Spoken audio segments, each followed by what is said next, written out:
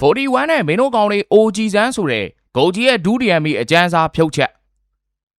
်အားလုံးပဲမင်္ဂလာပါထားထားတဲ့ရှားချားတို့ channel ကနေကြိုဆိုလိုက်ရပါတယ်ကွန်နဲ့ပွဲပြီးမှာဂုတ်ကြီးတို့အဟုန်မတီးလို့ဘန်အောင်ဖန်တွေနဲ့ခင်မုံမိုအေးဖန်တွေဝိုင်းပြီးတော့စိုးကြီးလောင်းတာခံလိုက်ရပေမဲ့ဂုတ်ကြီးတို့ကတော့အခုဆိုလုံကြီးလို့မရအောင်အဟုတ်တီးပြလိုက်တာဖြုတ်ချက်ကတော့42နှစ်နဲ့တောင်မှားတယ်လို့ပြောရမလို့ပါပဲညာဥဇဘက်ကစ္စတန်နဲ့ပွဲမှာဂုတ်ကြီးတို့ရဲ့ပေါ်တူဂီကတောင်းတင်ဖြောင်းစင်းနဲ့ရေစင်းကဥဇဘက်ကလည်းခူဆာနောတို့မူယာကျော်တို့နဲ့ထွက်ချလာတာကလပ်ကအထားပဲဟိုလူဝင်ကတ်ဒီလူဝင်ကတ်နဲ့ဘွဲကပထမအိမ်မှာတဲ့ကဂုတ်ကြီးတို့လက်ခုပ်ထဲကရေးပါပဲဘွဲစားလို့6မိနစ်ရောက်မှာပဲကန်ဆယ်လိုရဲ့မန်နယ်ဘရိုဆိုတဲ့အချက်ပြမှုအောက်မှာချက်ဆိုနှစ်ကွက်ကမီးတောက်တဲ့ဂုတ်ကြီးကအဟုတ်တီးပြလိုက်တာတကွင်းလုံးစူးဝေးတွေဘူးသီးတွေဖြစ်ပြီးတော့မိန်ချက်ပါပဲ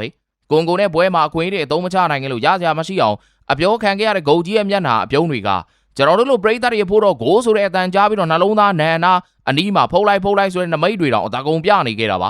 အစာကောင်းသွားတဲ့ပေါ်တူဂီနဲ့ဂုတ်ကြီးတို့အတွက်တော့ခူဆာနောမူယာကျော့ဆိုတဲ့နောက်တန်းဟာငါ6တန်းမှာရှောင်းလန်းလာတဲ့ကြောင်လီလိုပဲဝဲလေလုံးချင်စရာကောင်းနေခဲ့တာပါ18မိနစ်မှာပဲရလိုက်တဲ့ free kick ကိုဂုတ်ကြီးကအဟုတ်တီးသားဆိုပြီးတော့ဟန်ပြပေမဲ့ကန်ချတာကနူနိုမန်ဒတ်ဘဲကျော်တစ်ပေါက်ကတော့ဘဲစော်တယောက်မကရနိုင်တဲ့ကန်ချက်ဆိုတဲ့အတိုင်းပဲဟိုကိုသမားလည်းလစ်ထွက်ကုန်ကြတာပါပဲ39မိနစ်မှာပဲစစ်တီ4သိန်းရနဲ့ညီမျှတဲ့ဘရူနိုကထွက်ပြေးနေတဲ့အချစ်ကိုလိုက်ဖမ်းနေတဲ့ဂုတ်ကြီးကိုအဟုတ်တီးဖို့အတွက်ဆိုပြီးစော်တယောက်ဖန်တီးပေးလိုက်သလိုဖန်တီးပေးလိုက်လို့အမှန်တီးပေးလိုက်တဲ့ဂုတ်ကြီးရဲ့ဒူးရံပြီးဒီချက်ကရီရဲမှာအသီးဆွဲပြီးတော့ဖီးကျဲနေတော့အချိန်အောင်ပြန်တန်းတားမိတဲ့အထိပါပဲငကိုးရသွားတဲ့ဂုတ်ကြီးရဲ့စိတ်ဓာတ်နဲ့စာလောင်မှုတွေကပေါ်တူဂီအတွက်တွေမကပဲသူ့ကိုအားပေးနေပရိသတ်တွေအတွက်ပါဒီနေ့အချိန်ထိရင်ကုန်စိတ်လှုပ်ရှားမှုပြည့်နဲ့ပျော်ပြမှုဘေးစွမ်းနေတော့မဲဆိုတာကမ္ဘာဖလားမှာအလားတရားနဲ့သူသက်သေပြလိုက်တာဖြစ်ပါတယ်နောက်ပြီးတော့ဘယ်သူမှမလုံနိုင်သေးတဲ့ကမ္ဘာဖလား6ချိန်ဆက်6သွင်းနိုင်တဲ့ဆိုင်ရင်ကိုပါရော်နယ်ဒိုကရေးထိုးသွားပါတယ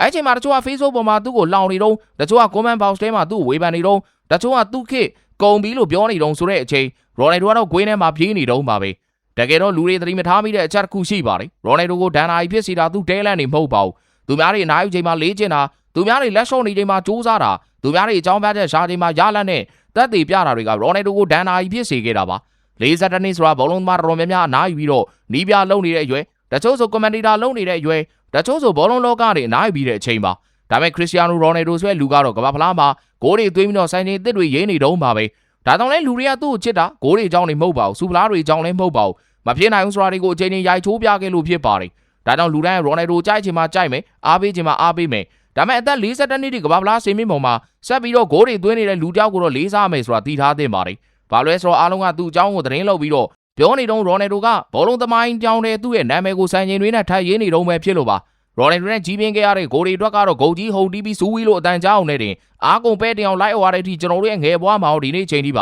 လွှမ်းမိုးမှုကကြီးမားလွန်းပါတယ်အခြေဦးမြူရတဲ့အထိမမေ့သလိုပဲ42နှစ်အချိန်ထိကမ္ဘာဘောလုံးဇက်ခုံသွင်းကိုတွေနဲ့အလှဆင်နေတဲ့ရိုနယ်ဒိုကိုဝေဖန်နေအောင်ကျွန်တော်အနေနဲ့မကြိုက်ပါဘူးရိုနယ်ဒိုမကြိုက်ခွင့်ရှိပါတယ်ဒါပေမဲ့ဝေဖန်ခွင့်မရှိပါဘူးဘာလို့လဲဆိုတော့ရိုနယ်ဒိုတင်ထားတဲ့စံချိန်ရိုနယ်ဒိုလူငယ်တွေအတွက်ယူဆောင်လာတဲ့ဘုံလုံးလောကရဲ့အလှတရားနဲ့အမွေနှစ်တွေကတန်ဖိုးရှိလွန်းလှပါတယ်နောက်ပြီးတော့ဒရို level ရောက်တဲ့ကစားမမျိုးကအထကြီးတာမဆန်းပါဘူးကိုရီသူ့လိုအနေထားမျိုးဆိုလဲအထကြီးမယ်စကားပြောဆိုတခါလေးမတက်ဘူးဒါအဖြစ်လေးပြတာရှိတဲ့သဘောတရားတွေပါအဲ့တော့ပြောချင်တာရိုနယ်ဒိုမုံခွင့်ရှိပါတယ်ဒါပေမဲ့ဝေဖန်ခွင့်လေးစားမှုကင်းမဲ့တာမျိုးတော့မရှိပါဘူးဘာလို့လဲဆိုတော့ဗီဒီယိုယုံခေတ်ဂျာနယ်ခေတ်ကနေဒီနေ့ခေတ်ထိကျွန်တော်တို့ရဲ့စိတ်ဝိညာဉ်အာယုံတွေကိုဆယ်စုနှစ်များစွာဖန်ဆားခဲ့တဲ့လူပုဂ္ဂိုလ်တူကကျွန်တော်တို့အများကြီးကိုတန်ဖိုးရှိတဲ့လူတစ်ယောက်ပါပဲနောက်ပြီးတော့တည်ထားတင်တာရိုနယ်ဒိုကဂိမ်းထဲမှာဂိုးပေါင်း900ကျော်သွင်းတာမဟုတ်ပါဘူးအသက်42နှစ်ဒီဂိုးတွေကိုမျိုးတွေလို့သဘောထားပြီးသွင်းနေတဲ့ရိုနယ်ဒိုရဲ့အဆုံးမသက်သေးတဲ့စာလောင်မှုတွေကတောင်ဘောလုံးသမားလဲဤကမ္ဘာလောကဒီနေသွေးထရှိလာတော့မှာမဟုတ်ပါဘူးအားလုံးကိုကျေးဇူးတင်ပါတယ်